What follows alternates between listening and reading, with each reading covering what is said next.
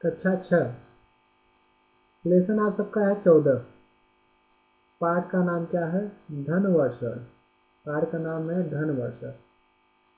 जैसा कि आप सबका छुट्टी चल रहा है, आप सब स्कूल आने में असमर्थ हैं जाड़े की वजह से,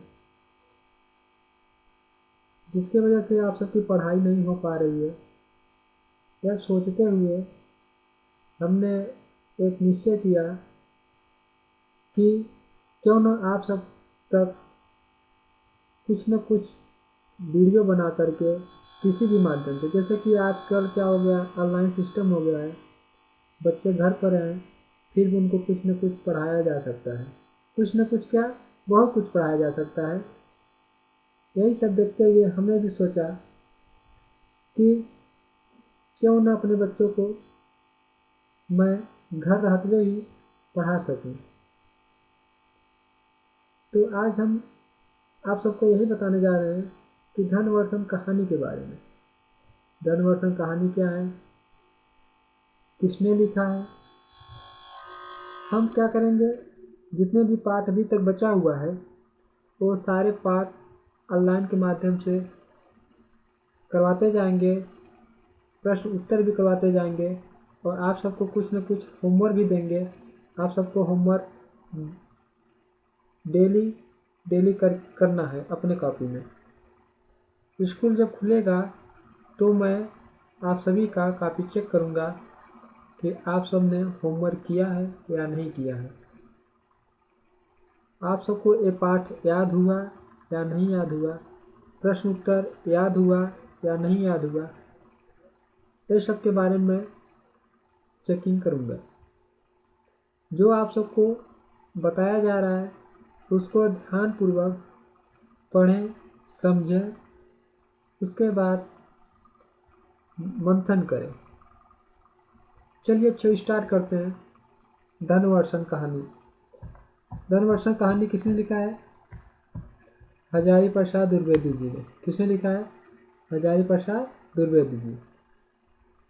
ये कहानी क्या है? चलो कहानी के बारे में देखते हैं। किसी गांव में एक ब्राह्मण रहा करते थे। ठीक, किसी गांव में एक ब्राह्मण रहा करते थे। ये एक बहुत करामाती मंत्र जानते थे। कैसा मंत्र? करामाती। करामाती मतलब क्या था? चमत्कारी मंत्र। करामाती मंत्र क्या था? चमत्कारी मंत्र। ठीक है। मंत्र का गुण, तो मंत्र का गुण क्या था? चलो इसके बारे में जानते हैं। मंत्र का गुण यह था कि एक विशेष प्रकार का नक्षत्र योग आने पर जब उसका प्रयोग किया जाता है तो आकाश से नाना प्रकार मतलब कई प्रकार के, ठीक, नाना प्रकार के रत्न और धन की वर्षा होने लगती थी। नाना प्रकार मतलब तरह तरह के। ठीक है। योग मतलब क्या होता है? योग मतलब क्या होता है बच्चों? कोई बताएगा? कमेंट करिए योग मतलब क्या होता है। योग आप सब मैथ में मत आ जाइएगा कि योग मतलब जोड़ होता है। ठीक, आप सबको भी हिंदी पढ़ा रहा हूँ। यहाँ पर योग का मतलब होता है संयोग, मिलाप। योग का मतलब क्या होता है? योग का मतलब क्या होता है? संयोग या मिलाप। ठीक, चलिए आगे देखते हैं। धन की वर्षा होने लगती थी। उस ब्राह्मण के पास, किस ब्राह्मण के पास? उस ब्राह्मण के पास जो धनवर्षण कहानी में एक ब्राह्मण है और उसमें क्या है, उनके एक चेले हैं, उनके ही बारे में बताया जा रहा हूँ। ठीक है। उस ब्राह्मण के पास एक बड़े बुद्धिमान विद्यार्थी पढ़ते थे। उस ब्राह्मण के पास एक बड़े बुद्धिमान विद्यार्थी पढ़ते थे।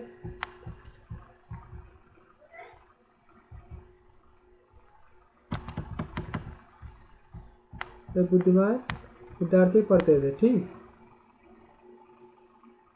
अब क्या हुआ?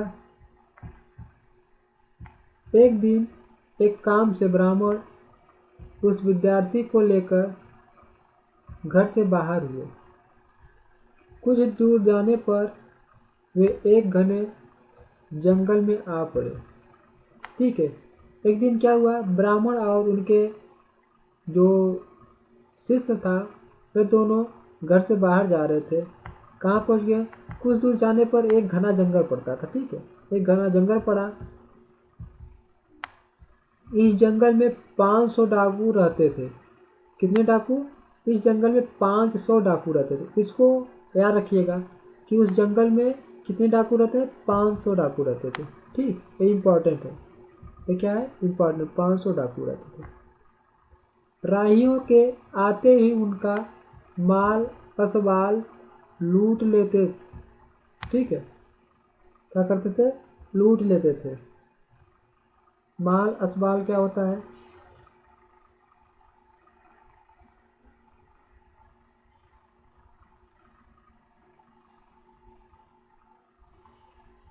माल असबाल लूट लेते थे।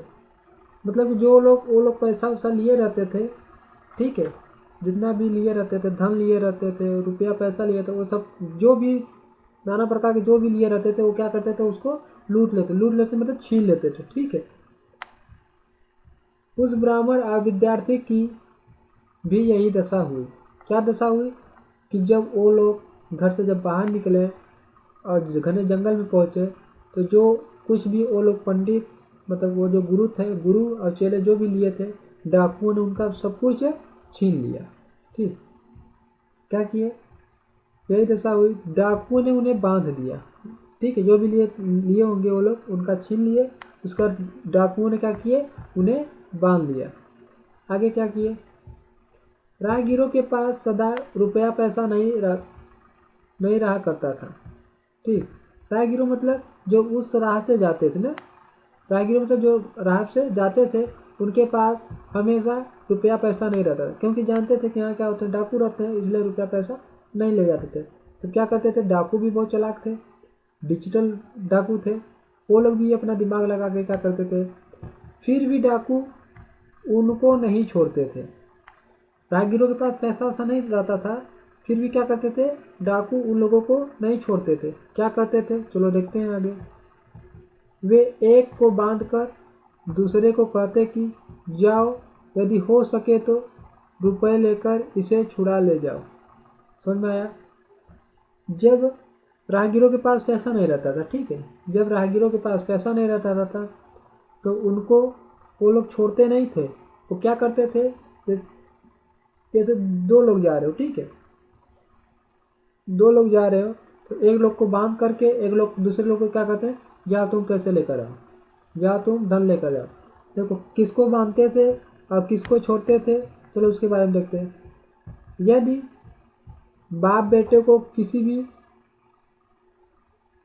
बेटे को कभी पकड़ पाते तो क्या करते थे, तो लड़के को बांधकर रख लेते और बाप रुपया ले आने को भेजते। मतलब कि अगर कि किसी बाप बेटे दोनों साथ में अगर पकड़ लिए, क्या करते थे, बेटे को बांध देते थे और बाप को क्या बोलते थे, जाकर तुम पैसे लेकर आओ। ठीक,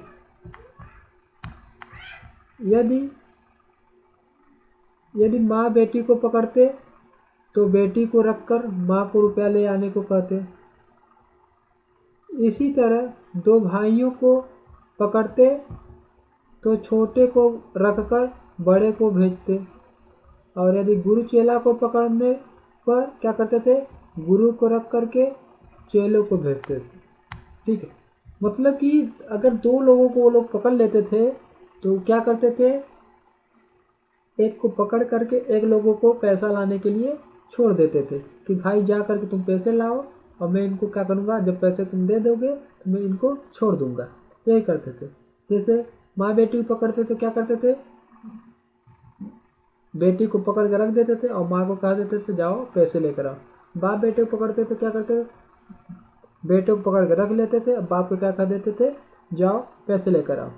ठीक, और शिष्य गुरु को पकड़ लिए तो क्या करते थे, शिष्य गुरु को पकड़ करके शिष्य को भेजा, जैसे कि उनको पैसा बाद में मिल सके। ठीक, इसी के अनुसार उन्होंने ब्राह्मण को पकड़ रखा और शिष्य को रुपया पैसा लाने के लिए भेज दिया। ठीक, इसमें क्या हुआ, शिष्य गुरु जो साथ में जो थे क्या किए, शिष्य को भेज दिए पैसा लाने के लिए और उनके गुरु क्या कर दिए, बांध लिए। ठीक है, चलो देखते हैं।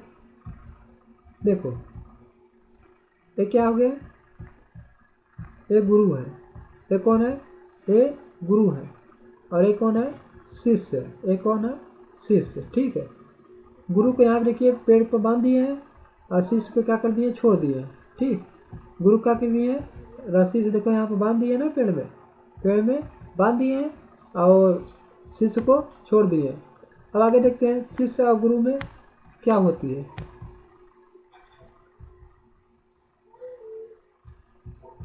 जब गुरु को बांध दिए, शिष्य को छोड़ दिए पैसा लाने के लिए, तब क्या बोलते हैं, जाते समय शिष्य ने गुरु को नमस्कार करके कहा।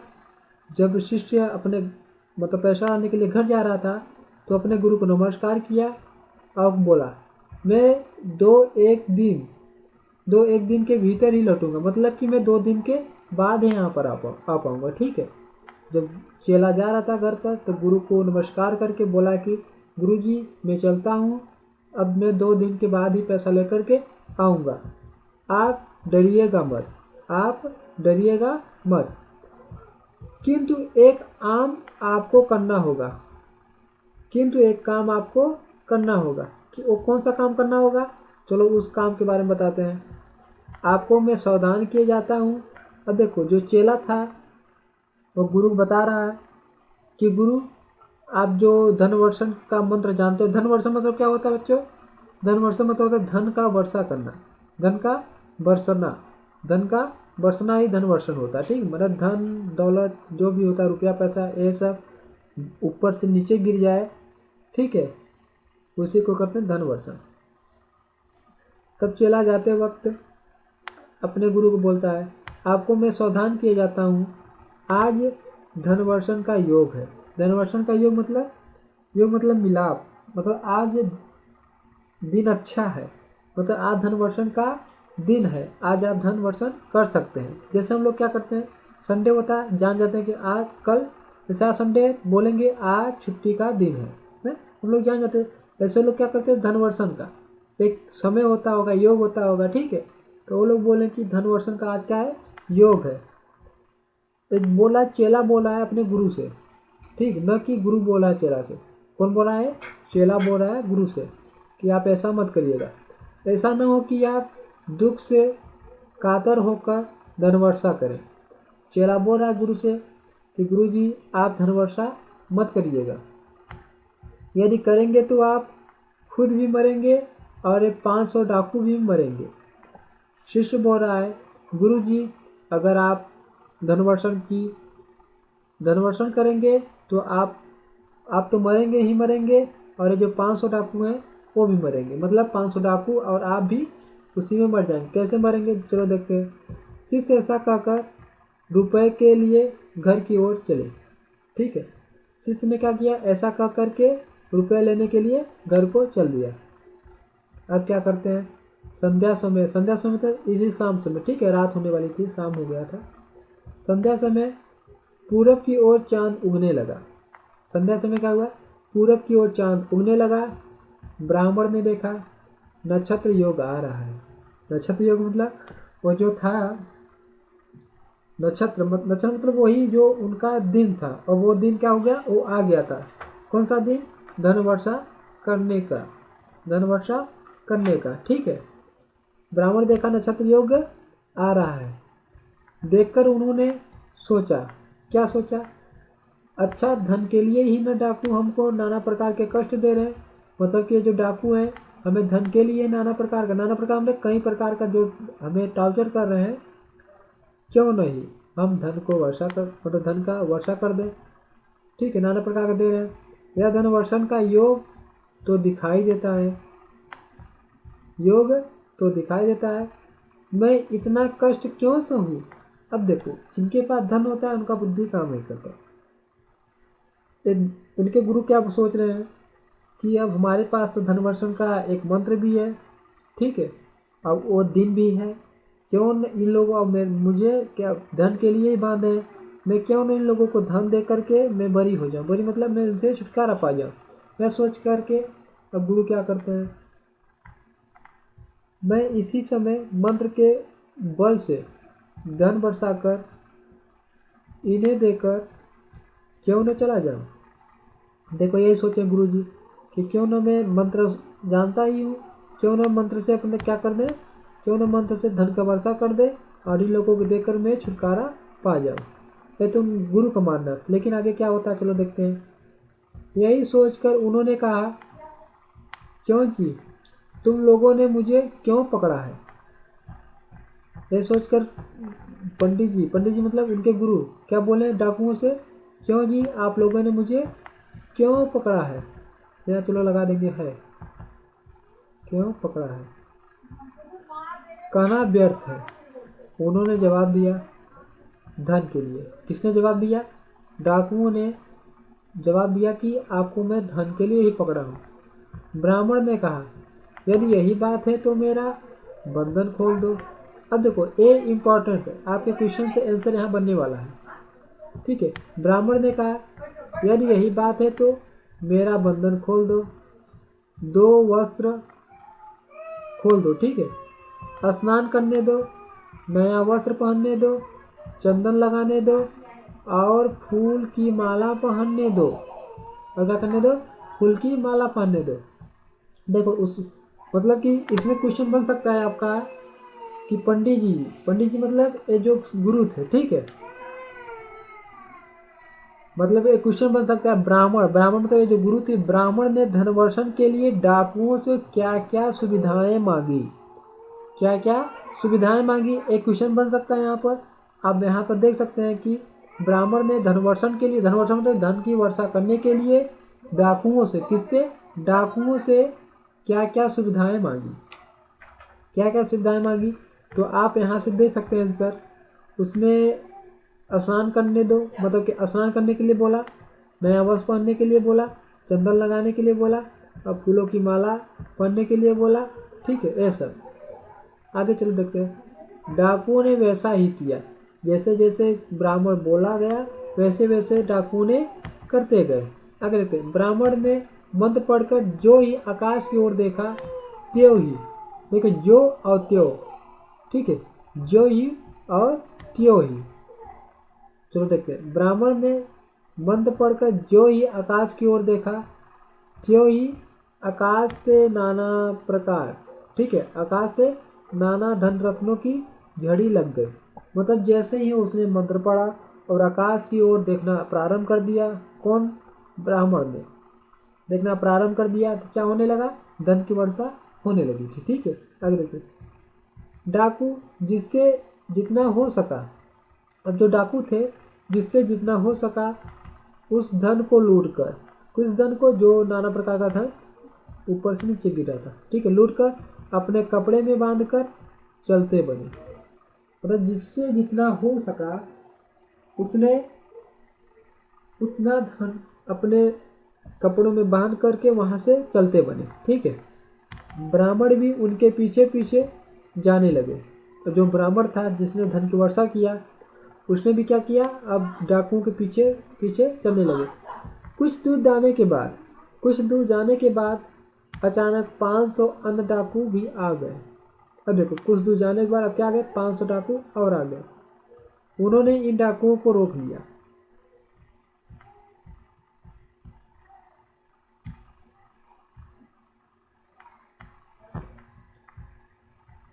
पहले के डाकुओं ने कहा, क्यों हमको रोकते हो। पहले के डाकू मतलब जो धन इकट्ठा करके ले जा रहे थे उन्होंने, और नए वाले क्या किए, नए मतलब जो अभी अभी जस्ट मिले हैं, ठीक है। क्यों हमको रोकते हो, इसने किसने कहा, जो पुराने डाकू थे, मतलब जो पहले डाकू मिले थे ब्राह्मण को, वो हम डाकू ने कहा। अब नए ने जवाब दिया, नौ ने जवाब दिया, क्या जवाब, कौन नए, जो अभी अभी जस्ट मिले हैं डाकू, ठीक है, उसने जवाब दिया धन के लिए। इसके लिए रोका हूँ, धन के लिए। पहले के डाकुओं ने कहा, अगर यही बात है तो इस ब्राह्मण से मांगो। जब उसने उनसे पैसा रुपये उनका छीनने लगे पुराने वाले डाकुओं से। तो पुराने वाले डाकुओं ने कहा कि हमारा धन क्यों छोड़ रहे हो, आपको धन चाहिए तो इन ब्राह्मण जो हमारे साथ ब्राह्मण है उनसे मांग लीजिए। यही ब्राह्मण ने हम लोगों को भी दिया।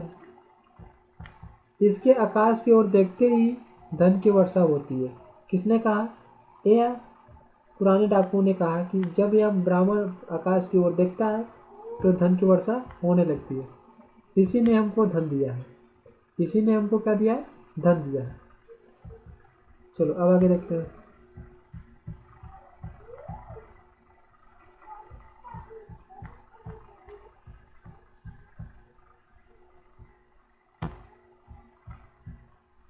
नए डाकुओं ने पहले के डाकुओं को छोड़कर ब्राह्मण को ही पकड़ लिया। अब देखो, जो नए डाकू थे पुराने डाकुओं को छोड़ करके किसको पकड़ लिए? ब्राह्मण को ही पकड़ लिए। ब्राह्मण तो उनके गुरु को ही पकड़ लिए और बोले, क्या बोले? बाबा जी, हम लोगों को भी धन दो। कौन बोला? नए वाले डाकू ने ब्राह्मण से बोला कि हम लोगों को भी धन दीजिए। ब्राह्मण ने कहा, बहुत अच्छा, यदि यही चाहते हो तो धनवर्षा का योग साल भर के बाद आता है। धनवर्षा के योग कब आता है? 1 साल के बाद आता है। साल भर ठहरो, उस योग के आने पर मैं बरसा कर तुम्हें भी दूंगा। अब देखो, ब्राह्मण ने नए डाकू को क्या बोले? धनवर्षण का योग 1 साल में एक बार आता है, आप सब भी 1 साल रुकिए, आप सब भी 1 साल रुकिए, मैं धन का वर्षा कर दूंगा।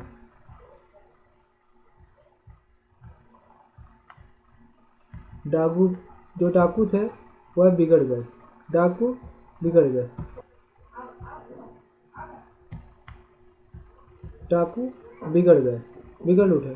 क्या उठे? बिगड़ उठे तो बोले, क्या बोले? क्यों रे दुष्ट ब्राह्मण, क्यों रे दुष्ट ब्राह्मण, इनके लिए अभी वर्षा हुई और हम लोगों के लिए होगी साल भर के बाद। नए डाकू क्या बोल रहे हैं कि इनके लिए अभी धन की वर्षा हुई और हम लोगों के लिए साल भर के बाद होगी, साल भर के बाद होगी। यही कहकर उन्होंने उन्हें काटकर रास्ते में फेंक दिया। किन्हें? जो ब्राह्मण था उनको काटकर क्या कर दिया? रास्ते में फेंक दिया। और साथ ही दौड़कर डाकुओं को भी पकड़ लिया। जो नए वाले डाकू थे, अभी अगर यहाँ क्वेश्चन बन सकता है, ठीक है, कि ब्राह्मण को किसने मारा? नए वाले डाकुओं ने या पुराने वाले डाकुओं ने? आप क्या बोलेंगे? नए वाले डाकुओं ने ब्राह्मण को मारा। ठीक है, नए वाले डाकू ने उनको ब्राह्मण जी को मार करके और दौड़ करके क्या किए? पुराने वाले जो डाकू थे उनको भी क्या कर लिए? पकड़ लिया। फिर क्या था? दोनों दलों में भयानक मारामारी शुरू हुई। मतलब जो पुराने वाले डाकू थे, नए भी डाकू थे, उन दोनों में क्या हुई? लड़ाई हो गई। ठीक है, कितने ही मरे, कितने ही बचे। मतलब कुछ लोग, बहुत लोग मर गए और बहुत लोग बचे हुए हैं। ठीक है, जो बचे उनमें फिर गोलमाल शुरू हुआ। मतलब जितने लोग मर गए, जो लोग बचे थे फिर उसी में आपस में क्या किया? लड़ाई करने लगे। इस प्रकार अंत में सिर्फ 2 आदमी बच गए। अब देखो, इसमें भी क्वेश्चन बन सकता है कि अगर दोनों डाकू, मतलब कि नए डाकुओं में और पुराने डाकुओं में अगर लड़ाई हो गई तो कितने डाकू बचे? केवल 2 डाकू बचे थे। कितने डाकू? 2 डाकू ना, यहाँ देखो लिखा ना, 2 आदमी बच गए और शेष सभी क्या कर गए? मारकाट में समाप्त हो गए। किसमें हो गए? मारकाट में समाप्त हो गए। ठीक,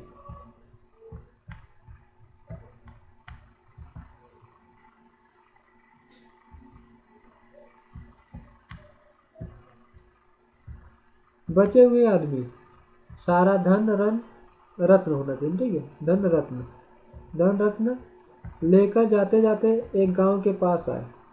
जो बचे थे आदमी वो क्या किए? सारा धन लेकर के एक गांव के पास आए।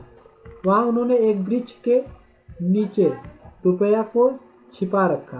अब देखो, यहाँ भी क्वेश्चन बन सकता है कि वो जो रुपया धन था, जो ब्राह्मण ने धन की वर्षा की थी, डाकू ने जो गांव में ला करके, मतलब गांव की तरफ जो आए थे, कहाँ पर रखे थे? आपको बताना पड़ेगा कि एक वृक्ष के नीचे। किसके नीचे? अगर बोल दिया आकाश के नीचे, घर के नीचे, वृक्ष के नीचे, नाद के नीचे, अब क्या बताना है, वृक्ष के नीचे। पैसा कहाँ रखे थे, वृक्ष के नीचे छिपा रखा, ठीक है। उनमें से एक तलवार लेकर वृक्ष पर चढ़ गया।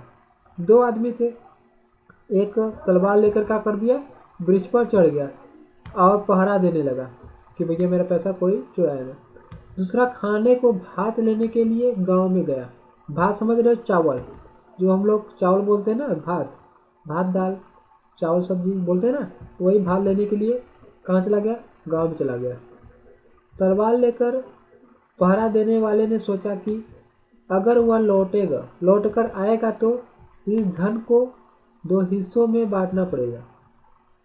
जो तलवार लेकर के कहाँ पे चढ़ा है, पेड़ पे चढ़ा है, उसने क्या सोचा, अगर वह भात लेकर के यहाँ पर आएगा तो ये जो धन है 2 लोगों के में बांटा जाएगा। यह सोचकर उसने तलवार को संभाल कर पकड़ लिया। संभाल पकड़ लिया मतलब अब उसके दिमाग में ये आ रहा है कि अगर वो आ जाएगा तो यह जो धन है 2 लोगों में बांटा जाएगा, लेकिन वह उसके मन में लड्डू फूट रहा है, यह धन मैं क्या करूँगा, अकेले ही ले लूँगा। संभाल कर पकड़ लिया और उसके आने की राह देखने लगा। जो गांव में भात लेने गया वह भी क्या हुआ, वह भी सोचने लगा कि यदि वह जीता रहेगा तो आधा हिस्सा ले लेगा। मतलब जो दोनों डाकुओं ने अपने अपने मन में क्या विचार बना रहे हैं कि अगर वह भात लेकर आ गया तो इस धन को 2 बराबर हिस्सों में बांटा जाएगा, अगर नहीं गया तो वो भी इससे भागों में क्या जाएगा, बांटा जाएगा। दोनों मन में था कि अकेले पूरा धन मैं ही ले लूँ। इस भात में विष मिलाकर यदि उसे खिलाया जाए, जो भात लेने गया था गांव में, उसने क्या सोचा, अगर यह भात में अगर विष मिलाकर उसको खिला दिया जाए तो वह खाते ही मर जाएगा। वह खाते ही क्या हो जाएगा, खाते ही यहाँ मर होना चाहिए ना, मर जाएगा और रुपया सारा का सारा मेरा होगा। एक कौन सोचा कि कौन भात खिला रहा है, जो गांव में लेने गया था, वह सोच रहा है कि अगर भात में मैंने विष मिलाकर किसी को खिला दिया तो क्या होगा, मर जाएगा और सारा धन क्या हो जाएगा, मेरा हो जाएगा।